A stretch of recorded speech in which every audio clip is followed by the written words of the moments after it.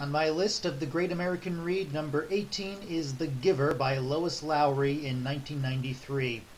And this is one of the more controversial books on the list. Some people love it, some people really hate it. And I am firmly in the love it side, in case you were wondering about that at all.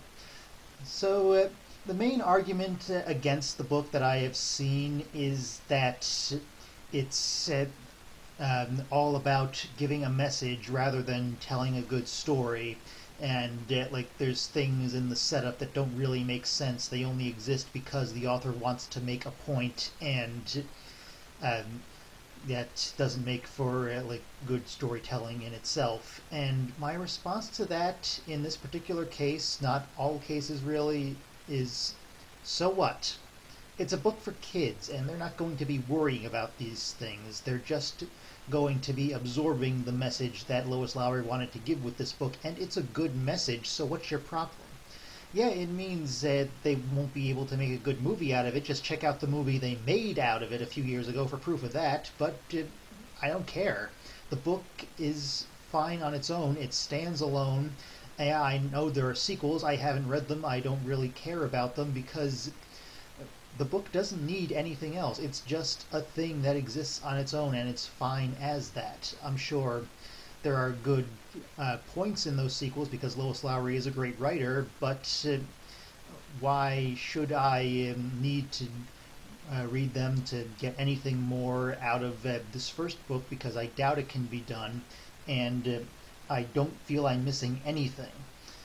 Now, this book is another one of those dystopian stories. It's a world where everyone is made equal by force, very much like Kurt Vonnegut's Harrison Bergeron, where through some kind of genetic engineering or something, people can't even see color, and they're forced to all have the exact same strength and mind power and even kind of personality.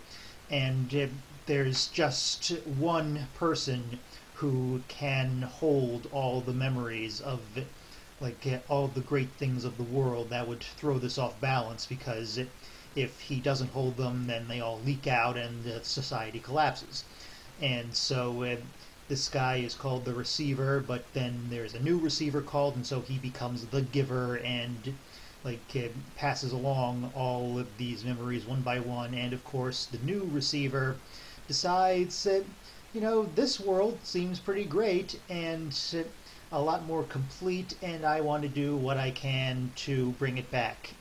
And it's very hard for him to do it, and the way the book portrays his eyes opening to all these things he's never questioned before, it's just a really great metaphor for just coming into adulthood and realizing the world may not work the way you think it does. That's always a hard process, and this thing just goes all in on it, even down to the main character Jonas realizing his own parents are completely complicit in the system and they don't see anything wrong with even murdering babies at some points, and they're forcing him to kill all his sexual drives. So it's this very puritanical thing, and you can tell that Lowry was making some kind of statement about religion, even though she says she follows the same kind of thing the Dalai Lama said, my religion is kindness. So she doesn't really care what anyone believes, just that they put out good in the world. And that is the real message here,